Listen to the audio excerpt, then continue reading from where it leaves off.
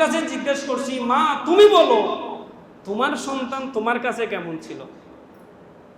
তোমার সন্তান তোমার কাছে এতক্ষণ মা স্বাভাবিক ছিল।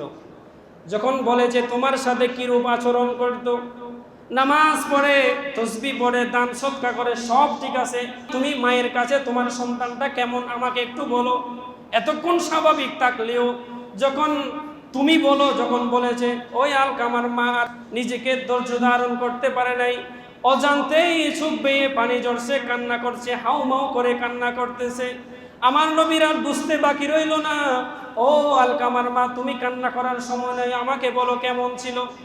আলকামার মা বলে, ইয়া রাসূলুল্লাহ, সন্তানকে গর্ভধারণ করেছি, খাওয়াইছি, পরাইছি, সব কিছু আমি করেছি। রসুল আলকামা আমার আনুগত্য ছিল, ভালো ছিল। ইয়া রাসূলুল্লাহ, যেই দিন আমার সন্তান উপযুক্ত হয়েছে, আমার সন্তানকে যখন বিবাহ দিয়েছি, শাদী করিয়েছি, আমার ঘরের মধ্যে যখন আমার সন্তানের স্ত্রীকে আনা হলো, বিবাহ করেছে, ওই বিবাহের পরদিন থেকে আমার সন্তান আগের মতো আমাকে ভালোবাসে না, আগের মতো সম্মান করে না, আমার কথা মতো চলে না। আমার কথা মতো, ইয়া রাসূলুল্লাহ, সে আমাকে দূরে সরাইতে সরাইতে এত বেশি দূরে সরে গিয়েছে, আমি মা প্রতিদিন প্রতি ওয়াক্তে সন্তানকে যে গর্ভধারণ করেছি, সন্তানকে যে নিজের বুকের দুধ খাওয়াইছি, নিজে না পড়ে ফরাইছি, এই কষ্টগুলো যখন আমি ধারণ করি, যখন আমি খেয়াল করি, ইয়া রাসূলুল্লাহ, নিজেকে ধরে রাখতে পারি না। আমি অনেকবার কেঁদেছি, অনেকবার কষ্ট পেয়েছি। এই ব্যথা আমাকে সে কষ্ট দিয়েছে, আমার কথা আর শুনে নেই, আমাকে দেখাশোনা করে নেই। তখন রাসূলুল্লাহ বলে, সাহাবী, যে সন্তান দুনিয়ার জমিনে মাকে কষ্ট দেয়, বাবাকে কষ্ট দেয়, মা বাবাকে যে সন্তান কষ্ট দেয়, ওই সন্তান স্বাভাবিক মৃত্যুবরণ কখনো করতে পারে না। ওই সন্তানের জবানে কালিমা জিন্দেগিতেও নসিব হবে না। এমন কুলঙ্গার সন্তান বেঁচে থাকার বা কালিমা পড়ার কোনো অধিকার নাই। এই সাহাবীরা, তোমরা আগুন তৈরি করো, আগুন জ্বালাও, এরকম কুলঙ্গারকে রাখার দরকার নাই, আমি তাকে আগুনের মধ্যে নিক্ষিপ্ত করব। আগুনের কুণ্ডলি জ্বালানো হলো, সবাই দেখতেছে, হযরত আলকামাকে আগুনে পুড়ে ফেলবে রাসূলুল্লাহ। যখন সব কিছু অ্যারেঞ্জ হয়েছে, গর্ভধারণী মা তো, সেই মায়ে তো তাকে 10 মাস 10 দিন লালন পালন করেছে। ওই মা যখন আগুন তৈরি করা হয়েছে, সন্তানকে আগুনে ফেলে দিবে, তখন আবার রসুলের দরবারে বলে, ইয়া রাসূলুল্লাহ, এতদিন যতগুলো সে আমাকে কষ্ট দিয়েছে, তার উপর আমার যত অভিযোগ ছিল, এই মুহূর্তে আমি আমার সন্তানকে মাফ করে দিয়েছি। জোর বলুন সুবহানাল্লাহ। তখন আমার রসুল বলে, সাহাবী, তোমরা আলকামার ঘরে গিয়ে দেখো। হযরত বেলাল, হযরত সুয়াইবা নামক সাহাবী আলকামার ঘরে গিয়ে দেখতে পেল আলকামার কষ্ট পাচ্ছে না, জবানের মধ্যে নূরানি হাসি চলে আসছে। সকলে আমার সাথে জবান খুলে বলেন, লা ইলাহা ইল্লাল্লাহু মুহাম্মাদুর রাসূলুল্লাহ সাল্লাল্লাহু তাআলা আলাইহি ওয়াসাল্লাম। যখনই মা তাকে মাফ করে দিয়েছে, তার জবানে হাসি চলে আসছে, সে কালিমা পড়ে ঈমানের সাথে মুত্তাকি হয়ে দুনিয়ার জমিন থেকে পর্দা করেছে। জোরে বলি সুবহানাল্লাহ। বাবা, ভাইরা আমার, আমাদের সমাজে এই যে গত কিছুদিন আগে আপনারা দেখলেন 4 সন্তান, 3টা ছেলে সন্তান, 1জন কন্যা সন্তান। এক মহিলা, স্বামী মারা গেছে, সেও সরকারি চাকরিজীবী ছিল। ওই মহিলাটা 3টা সন্তান, 1জন সন্তান হচ্ছে আপনার বুয়েট কলেজ, বাংলাদেশের মধ্যে 4টা প্রকৌশলী যে বড় বড় বিশ্ববিদ্যালয় আছে, সুয়েট, বুয়েট, এই যে 4টা বিশ্ববিদ্যালয়ের একটা বিশ্ববিদ্যালয়ের সচিব। আর একটা সন্তান বড় পদের মধ্যে সচিব আছে, 1জন শিক্ষক, আর 1জন কানাডা প্রবাসী। আচ্ছা বলেন তো, তাদের টাকা পয়সা কি কম আছে? 1জন মেয়ে, সে ওই স্কুলের শিক্ষক।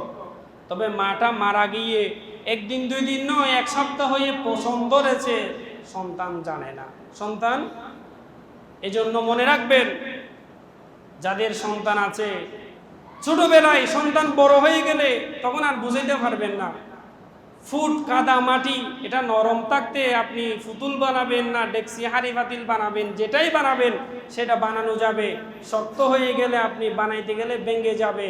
সেজন্য সন্তান যখন ছোট, আপনার সন্তান হয়েছে, এটা আল্লাহর পক্ষ থেকে নিয়ামত। শুধু মা বাবা সন্তানের কাছে হক পায়, অধিকার পায়, আদর যত্ন পাবে তা নয়, আপন সন্তানও আপনার কাছে হক পায়। কি হক?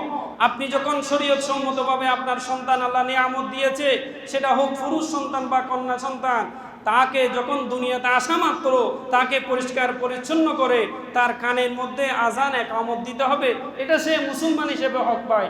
আপনার সন্তান যখন 7 দিন হয়ে যাবে, ওই সন্তানের আকিকা করবেন, এটা আপনার কাছে হক পায়।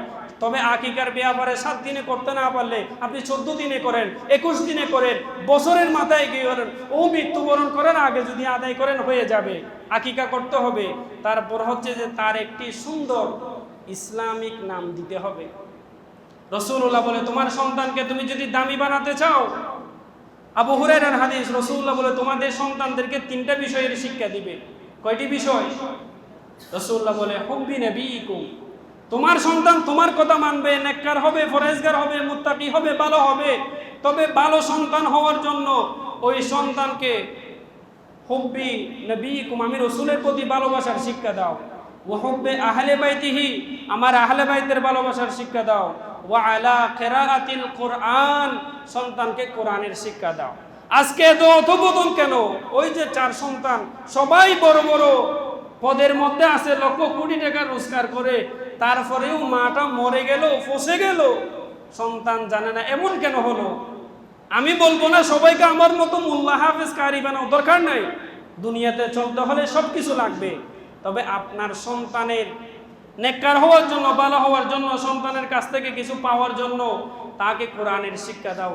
ঘরে ঘরে এখন, আগে এক সময় কোরআনের শিক্ষা ছিল, বিশেষ করে এখন শহরের বাড়িগুলোতে টোটালি নেই। গ্রামে কিছুটা থাকলেও শহরের বাড়িতে কোরআনের শিক্ষা নেই। সন্তানকে নামাজ শেখায় না, আদব শেখায় না, আখলাক শেখায় না, কিছুই শেখায় না। সালাম পর্যন্ত আমাদের দেশের মোল্লা মৌলবীরা তুলে দিচ্ছে। কথা বলেন ঠিক কিনা? সালাম, আসসালামু আলাইকুম, আমরা যে কদম বুচি করি, এই কদম বুচির মধ্যে শিক্ষা আছে। রসুল কদম বুচি কেন করলেন? রসুল শুধু কদম বুচি করতেন তা নয়, রসুলের শিক্ষা হচ্ছে, সাহাবীদের শিক্ষা হচ্ছে, মায়ের কদমে হাত দিয়ে সালাম নয়, মায়ের কদমে এই জবান দিয়ে, মুখ দিয়ে চুমু দিতে হবে। এটা হচ্ছে রসুল সাহাবীদের শিক্ষা। এখন আমাদের দেশে কদম বুচি করলে বলে শিরিক, মাথা ঝুঁকাইও না। মনে রাখবেন, আপনার সন্তান ছোটবেলায় থেকে যখন আপনার কদমে হাত দিয়ে সালাম করতে শিখবে, যে সন্তানের হাত মা বাবার কদম পর্যন্ত গিয়ে সালাম করে, সেই সন্তানের হাতগুলা মা বাবাকে ঘাড় ধরে ঘর থেকে বের করে দিতে, মা বাবা কাপড় চাইলে, টাকা পয়সা চাইলে, ওষুধ দাবাই চাইলে, ওই হাত দিয়ে মা বাবাকে বাধা দিতে পারে না, যদি সন্তানের হাতগুলো ছোটবেলা থেকে শিক্ষাটা মা বাবার কদম পর্যন্ত যাইতো। এখন আমরা সন্তানকে উপযুক্ত করতে পারি না বলে আজকে এই দশা। আমার যুবক ভাইরা, যাদের ঘরে মা বাবা আছে, মা বাবার প্রতি সম্মান করুন। আপনার 1 টাকা ইনকাম, এখান থেকে আপনি ইনসাফ করে মা বাবাকে বাদ দিয়েন না। বিশেষ করে যাদের মা বাবা অসুস্থ হয়েছে, মা বাবা আজকে চলে গেলে আগামীকাল মা বাবা আর আসবে না, কিছুই চাইবে না, আপনি চাইলেও মা বাবাকে পাবেন না। সেজন্য মা বাবার প্রতি আপনার যতটুকু ইনকাম আছে, হ্যাঁ, আপনার বউ স্ত্রী সব আপনাকে ঠিক রাখি, মা বাবাকে আপনি বাদ দিবেন না। মা বাবাই হচ্ছে আপনার সব কিছু, মা বাবাই আপনার সব কিছু। বিশেষ করে যারা যুবক ভাইরা বিবাহ করছেন, ঘরে স্ত্রী আছে, স্ত্রীর প্রতি ভালোবাসা থাকতে হবে। এত বেশি স্ত্রীকে ভালোবাসবেন না যে ভালোবাসা দেখাতে গেলে মা বাবা কষ্ট পায়। আল্লাহ পাক রব্বুল আলামিন আজকের ফি হক্কিল ওয়ালিদাইন বিষয়ে আমরা যা কিছু শুনেছি, এগুলো আমি সহ আপনাদেরকে আমল করার আল্লাহ তৌফিক দান করুক। সকলে পড়ে আমিন। আরো জোরে বলুন না আমিন। যাদের ঘরে মা বাবা আছে, আল্লাহ মা বাবাকে হায়াত দান করুক। বিশেষ করে যাদের মা বাবা দুনিয়া থেকে মৃত্যুবরণ করেছে, রাসূলুল্লাহ বলে, মা বাবার কাছে চাইলে তুমি আর মাফ চাইতে পারবে না, কিছু খাওয়াইতে পারবে না। সেজন্য রাসূল বলে, যখন সপ্তাহে একদিন জুমার দিন আসে, তোমরা মা বাবার কবরে গিয়ে জিয়ারত করো, সূরা ইয়াসিন পাঠ করো। যখন মা বাবার কবরে দাঁড়ায় সন্তান, সূরা কেরাত পড়ে, এই দোয়াগুলো মুহূর্তের মা বাবার কবরে চলে যায়। আল্লাহ ওই জিয়ারতের রাসূলের দোয়ার উসিলায় মা বাবাকে কবরের মধ্যে নিয়ামত দান করে। বলি সুবহানাল্লাহ। আল্লাহ পাক রব্বুল আলামিন আমাদেরকে মা বাবার প্রতি যত্নশীল, মা বাবার প্রতি সুন্দর আচরণ করে মা বাবার কদম থেকে জান্নাত অর্জন করার আল্লাহ তৌফিক দান করুক। সকলে বলি আমিন।